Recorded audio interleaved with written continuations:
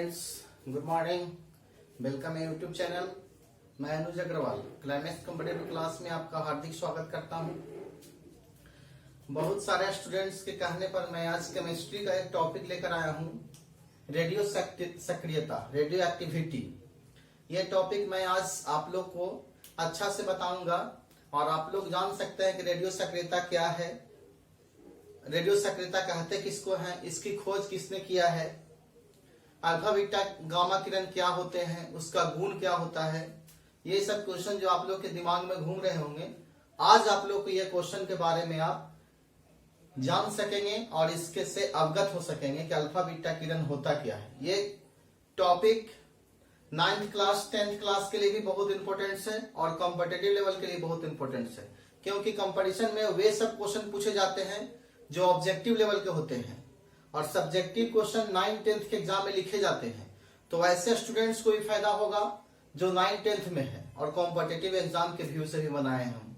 जैसे देखिए बोर्ड की तरफ चलते हैं, कुछ लिखा गया है पॉइंट्स वगैरह, इस पॉइंट्स को आप नोट भी कर सकते हैं या स्क्रीनशॉट भी ले सकते हैं लास्ट में। सबसे पहले इस पॉइंट को आप समझिए क्या है। कहता है केमिस्ट्री में एक टॉपिक है रेडियो सक्रियता, रेडियो एक्टिविटी। पॉइंट कहा कहता है, सबसे पहले रेडियो सक्रियता कहते किसको है, तब हम लोग जानते हैं कि पृथ्वी पर बहुत सारे ऐसे तत्व पाए जाते हैं जो स्वतः विखंडित होते रहते हैं और विखंडित होकर उससे कुछ अदृश्य किरणें निकलते रहते हैं। अब इन्हीं अदृश्य किरणों को अल्फा बीटा गामा कहा जाता है।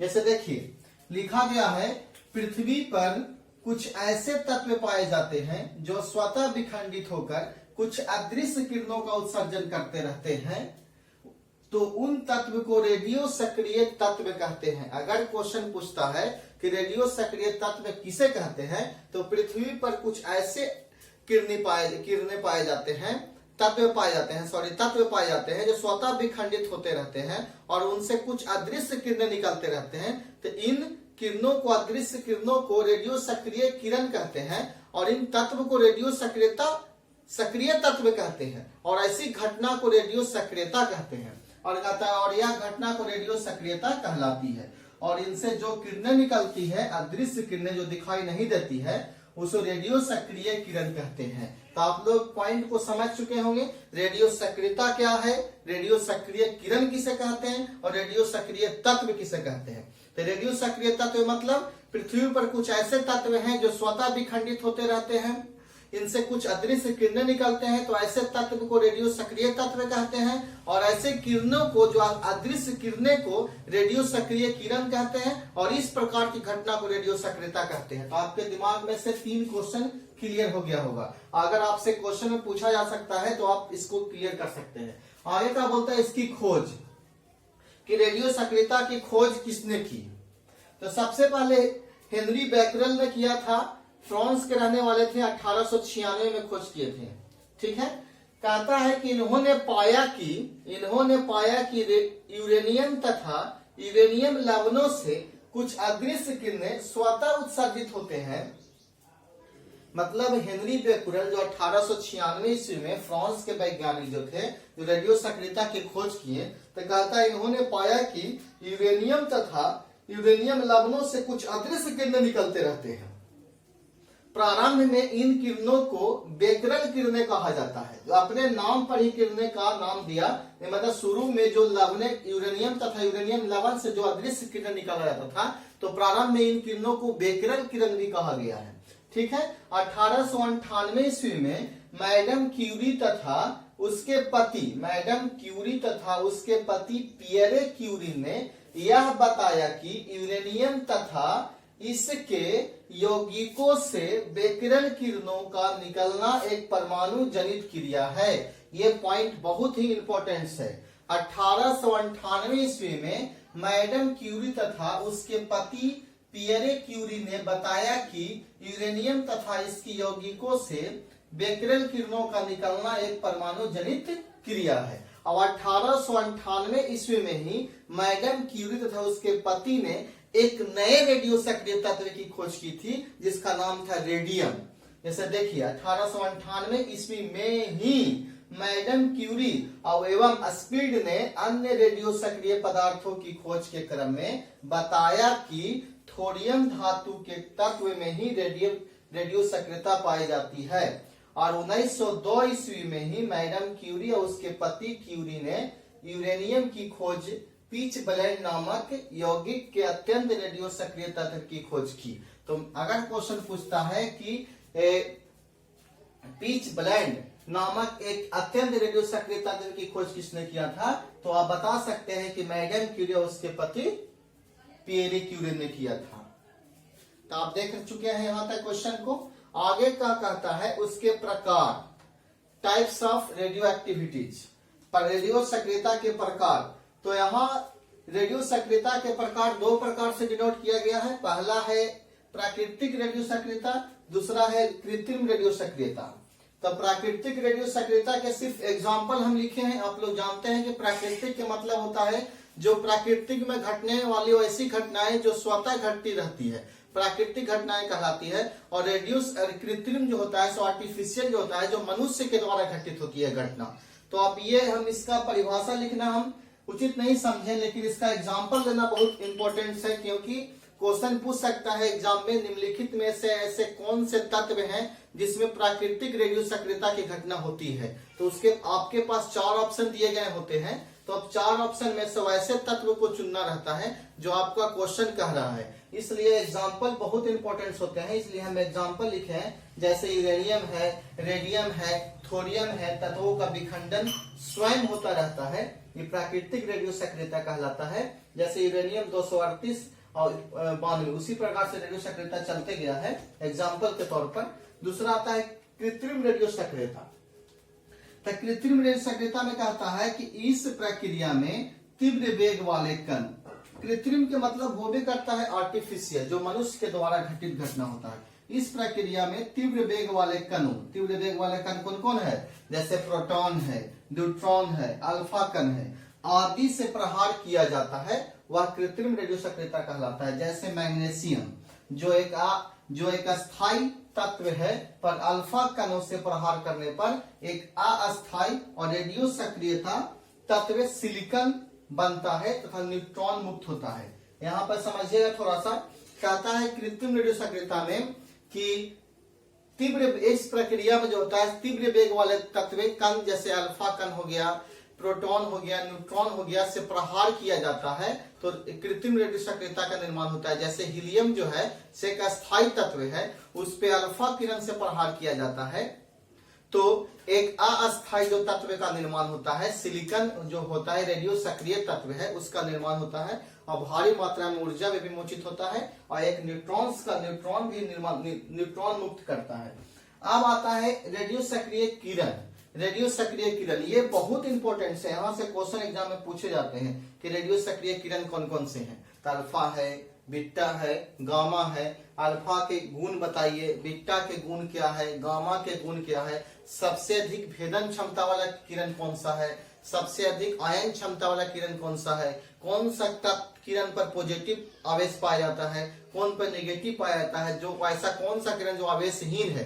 तो ये यहाँ से क्वेश्चन आपके एग्जाम में बहुत सारे पूछे जाते हैं, खासकर कॉम्पिटिटिव एग्जाम में। जैसे देखिए रेडियो सक्रिय किरण की खोज जो किए थे, रेडियो सक्रिय किरण की खोज कहीं कहीं रदरफोर्ड के नामक वैज्ञानिक का आता है और कहीं कहीं गोल्डस्टीन का आता है। तो आप कंफ्यूज नहीं होइएगा, दोनों आपका सही है। जैसे 1902 में रदरफोर्ड ने चुंबकीय विद्युत क्षेत्र में प्रभावित करके पाया कि, आगे देखिए,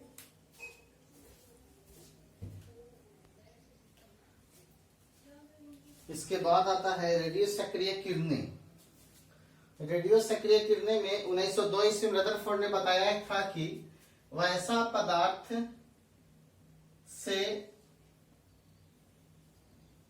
जो स्वतः विखंडित होकर 3 किरणों का निर्माण करते हैं।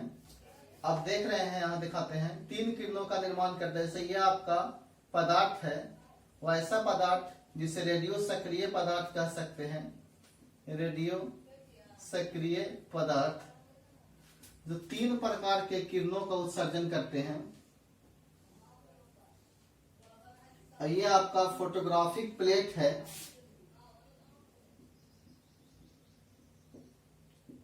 फोटोग्राफिक प्लेट है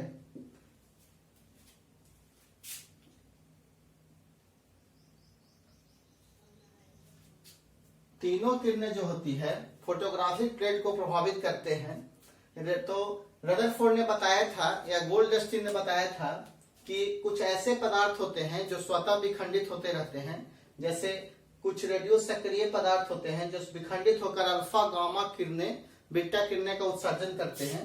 जैसे मान लिया जाए कि कुछ धनात्मक, जैसे मान लिया जाए कि ये पॉजिटिव चार्ज इधर है, इधर नेगेटिव चार्ज है, तो जो जिन किरणों का झुकाव पॉजिटिव चार्ज की तरफ हुआ तो उसका नाम जो रख दिया बीटा किरण, क्योंकि यह ऋणात्मक होता है। हम लोग जानते हैं कि फिजिक्स में पढ़ना है दो आवेशों के बीच, जैसे मान लिया जाए कि अगर प्लस और प्लस रहता है तो रिएक्शन करता है, अगर प्लस माइनस रहेगा तो अट्रैक्ट करता है। तो अगर जिन किरणों का झुकाव धन आवेश की तरफ हो गया तो उन किरणों का जो चार्ज रखा गया नेगेटिव रखा गया और उनका नाम रखा गया बीटा, और जिन किरणों का झुकाव ऋणात्मक की तरफ हुआ तो उसका चार्ज रखा गया पॉजिटिव और उनका नाम रखा गया अल्फा। और जिन किरणों का झुकाव न पॉजिटिव की तरफ हुआ न नेगेटिव की तरफ हुआ और सीधा निकला गया तो उसका नाम रखा गया गामा।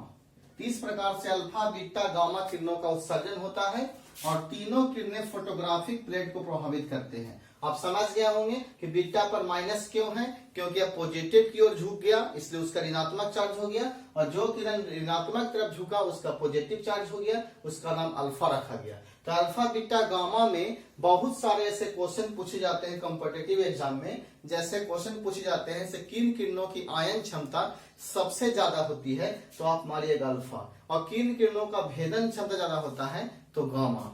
तो आप देखिए कि कुछ सभी प्राकृतिक पदार्थ जैसे अल्फा बीटा तथा गामा किरणों का उत्सर्जन के बाद अंततः यह किसमें बदल जाता है तो सीसा में बदल जाता है। ये पॉइंट्स भी बहुत इंपॉर्टेंट है, इस पॉइंट्स को आप कॉपी में नोट कर सकते हैं, आप फेयर बना सकते हैं। जैसे अगला है अल्फा बीटा तथा गामा किरणों के गुण, क्या प्रॉपर्टीज है अल्फा बीटा और गामा किरण का। तो कुछ हम ड्राफ्ट बनाए हैं, अब ड्राफ्ट के सहारे इसको देख सकते हैं, आपको समझा देता हूं। जैसे क्रम संख्या बनाए हैं, इसका प्रॉपर्टीज गुण बताए हैं, और गुण में अल्फा लिखे एक तरफ बीटा एक तरफ गामा। तो क्रम संख्या 1 में लिखा गया है उत्पत्ति, अर्थात अल्फा किरण की उत्पत्ति कहां से हुआ, गामा किरण के कहां से हुआ, बीटा किरण कहां से हुआ। तो अल्फा किरण की उत्पत्ति नाभिक से हुआ, बीटा का भी नाभिक से हुआ और गामा का भी किससे हुआ, नाभिक से हुआ। दूसरा क्रम संख्या में हम डाले हैं इसका प्रकृति। तो प्रकृति में अल्फा का प्रकृति धनात्मक होता है, पॉजिटिव चार्ज होता है अल्फा पर, और बीटा पर इसका प्रकृति ऋणात्मक होता है, और गामा की कोई प्रकृति नहीं होता है, अर्थात यह उदासीन होता है। तीसरा क्रम संख्या में गुण है इसकी रचना, यानी अल्फा बीटा गामा किरण की रचना किस प्रकार से हुई है। तो अल्फा का जो रचना हुआ है हीलियम के परमाणु के धन आवेश से हुआ है, और बीटा का इलेक्ट्रॉन के धन ऋणात्मक आवेश से हुआ है, और गामा का फोटोन से हुआ है, क्योंकि फोटोन पर कोई चार्ज नहीं पाया जाता। ये पॉइंट्स बहुत इंपॉर्टेंट है, इस पॉइंट्स को आप माइंड में रखिएगा। जैसे अल्फा पर आपका पॉजिटिव चार्ज होता है तो हीलियम का धन आवेश हो गया, और इलेक्ट्रॉन पर नेगेटिव चार्ज होता है इसलिए बीटा किरण हो गया, और गामा आपका फोटोन हो गया। अगला चौथा पॉइंट जो क्रम संख्या है इसका गुण में आ गया द्रव्यमान। तो द्रव्यमान अल्फा पर कितना होता है तो 6.6 गुने 10 के पावर माइनस 27 किलोग्राम, बीटा का होता है 9.1 गुने 10 के पावर माइनस 31 किलोग्राम, और गामा का 0 होता है। तो इस पॉइंट्स को माइंड में रखिएगा। उसी प्रकार से आता है पांचवा पॉइंट्स में इसका आवेश, यानी इसका आवेश मतलब चार्ज। तो अल्फा पर +2 इलेक्ट्रॉन का चार्ज होता है, और बीटा पर जो होता है -1.6 गुने 10 के पावर माइनस 19 कूलम, और गामा पर 0 आवेश होता है। अब आता है छठा पॉइंट में फोटोग्राफी प्लेट पर प्रभाव। जैसे क्वेश्चन को पूछता है ऑब्जेक्टिव में कि अल्फा किरण निम्नलिखित में से ऐसी कौन सी किरण है जो फोटोग्राफिक प्लेट को प्रभावित करती है। तो तीनों किरण फोटोग्राफिक प्लेट को प्रभावित करती है। तो इसका लिख दें पड़ता है, पड़ता है, पड़ता है। क्या पड़ता है तो प्लेट पर प्रभाव पड़ता है, कौन, फोटोग्राफिक प्लेट पर। ठीक है। अब आता है विद्युतीय और चुंबकीय क्षेत्र का प्रभाव, जो लास्ट पॉइंट में क्रम संख्या है। तो अल्फा किरण पर विद्युतीय एवं चुंबकीय क्षेत्र का प्रभाव पड़ता है, बीटा पर ही पड़ता है, लेकिन गामा पर नहीं पड़ता है। तो कुछ 4-5 पॉइंट्स और हैं जो आगे देखिए मैं आप लोग को बताता हूं। कुछ पॉइंट्स इस प्रकार से है, जैसे सबसे अधिक भेदन क्षमता गामा किरण की होती है। यह पॉइंट को आप लिख सकते हैं फेयर में। सबसे अधिक आयन क्षमता गामा किरण की होती है, सॉरी अल्फा किरण की होती है। ये 2 पॉइंट को आप लिख सकते हैं फेयर वगैरह में। ये पॉइंट्स बहुत इंपॉर्टेंट है, आयन क्षमता और भेदन क्षमता। और ये 2 पॉइंट्स आपको बहुत से बहुत इंपॉर्टेंट है। आप केमिस्ट्री में नॉमेरिकल्स वगैरह पूछे जाते हैं इस पॉइंट से। ये पॉइंट आप लोग के बहुत फायदा करेगा, बहुत इंपॉर्टेंट है। इस पॉइंट्स को आप देखिए, जैसे कहता है कि एक अल्फा किरण निकलने से परमाणु संख्या में 2 इकाई तथा द्रव्यमान संख्या में 4 इकाई की कमी होती है। ये पॉइंट्स बहुत इंपॉर्टेंट है, आप लोग के एग्जाम में बहुत फायदा करेगा। जैसे मान लिया जाए कि कोई तत्व X है और यहाँ जो भी लिखाता है परमाणु संख्या लिखाता है और यहाँ द्रव्यमान संख्या लिखाता है। जैसे कोई भी तत्व आप लिख लीजिए, जैसे मान लिया जाए हम X कोई तत्व मान लिए हैं, यहाँ जो लिखाता है से एटॉमिक नंबर लिखाता है, द्रव्यमान संख्या, और यहाँ जो लिखाता है, यहाँ लिखाता है परमाणु संख्या एटॉमिक नंबर, और यहाँ लिखाता है एटॉमिक वेट, परमाणु भार। ऊपर द्रव्यमान संख्या लिखाता है परमाणु भार, नीचे परमाणु संख्या लिखाता है परमाणु संख्या एटॉमिक नंबर। तो कहता है कि अगर एक अल्फा किरण इससे उत्सर्जित करते हैं, एक अल्फा किरण, तो आपका कोई तत्व Y बन जाता है, Y बनेगा। और इसमें जो परमाणु द्रव्य परमाणु संख्या में 2 इकाई की कमी होती है, तो आपको Z में 2 कम जाएगा और द्रव्यमान संख्या में 4 कम जाएगा। ये बहुत इंपॉर्टेंट है। कभी कभी एग्जाम में ऐसे क्वेश्चन पूछ जाते हैं कि एक तत्व X है, इसकी परमाणु संख्या 60 है, द्रव्यमान संख्या 120 है, उसमें से 4 अल्फा का निकलने पर द्रव्यमान संख्या में कितना ही कमी होगा, आपके पास ऑप्शन दिया गया रहता है। या कभी कभी 2 तत्व दे दिया जाता है, उसमें से पूछता है कितने अल्फा का निकले हैं। आप भी एग्जाम्पल सेट कर सकते हैं, इससे बहुत इंपॉर्टेंट क्वेश्चन है। ऐसे मान लिया जाए कोई तत्व X मान लेते हैं, यहाँ द्रव्यमान संख्या 8 रखते हैं, परमाणु संख्या रख देते हैं 4। तो मान लिया जाए कि यहाँ से हम एक अल्फा किरण निकालते हैं, कोई तत्व Y बनता है, तो 8 में से कितना घटाएंगे हम, तो 4। तो आपके यहाँ 4 हो जाएगा, यहाँ कितना घटाएंगे 2, तो यहाँ 2 हो जाएगा। इस प्रकार से क्वेश्चन एग्जाम में बहुत सारे पूछे जाते हैं।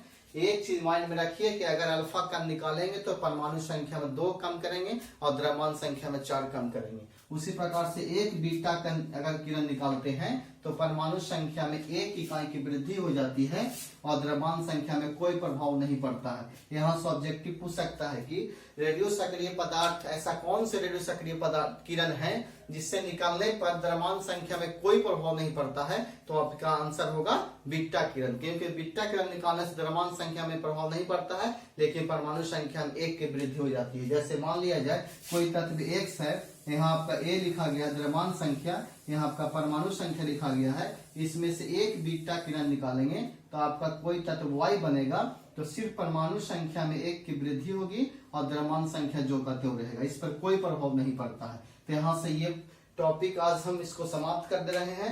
ये टॉपिक बहुत ही इंपॉर्टेंट है, इस टॉपिक से आप बनाइए इसको, न्यूमेरिकल्स इससे बना सकते हैं। ये 2 पॉइंट से आप ये इससे बहुत आप प्रैक्टिस कर सकते हैं। ये टॉपिक बहुत ही आप लोगों को फायदेमंद होगा, बहुत इंपॉर्टेंट टॉपिक है ये। इस टॉपिक को बनाइए, पढ़िए और अच्छा से इसको बनाइए। और लास्ट में इस टॉपिक को पढ़ते के साथ आपको इस वीडियो को सब्सक्राइब कीजिए, लाइक कीजिए और जरूर से जरूर शेयर कीजिए। धन्यवाद।